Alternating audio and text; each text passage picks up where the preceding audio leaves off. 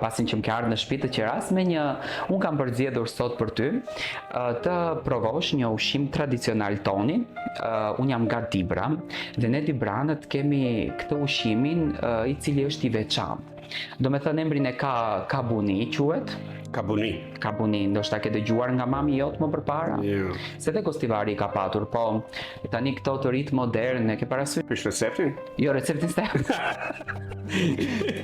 A don që të të vjedhe një herë në shtëpi? Po prandaj duhet ta provosh kabunin. Ne duhet ta provoj këtë tash edhe u thash.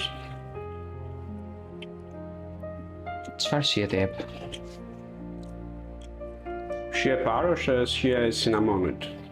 Toni, jetojmë në ditë të rënda pak, në fakt unë jam edhe i stresuar, me thënë drejtën, shpesher kam thënë i thëja vetes time që a jemi ne një gjenerat që mund ta quajmë veten gjenerata e mallkuar nga ngjarje që po ndodhin nëpër botë, po kalojmë disa shqetësime, rritja e naftës, rritja e produkteve ushqimore, tensioni i frikës së jetës.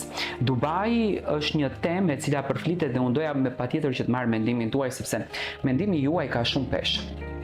Bëhet fjalë për vendin që simbolizon milionin, për vendin që simbolizon lekun.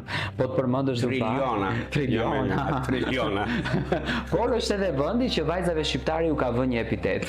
Nuk e di sa e din këtë. Po ti ikesh Dubai, do të thënë, përgjithësi jo vetëm vajzave shqiptare, do të thënë rinia në Ballkan. Po, e kanë kriju një lloj bindje për Dubai. Do të thënë është gjithçka është një maskari.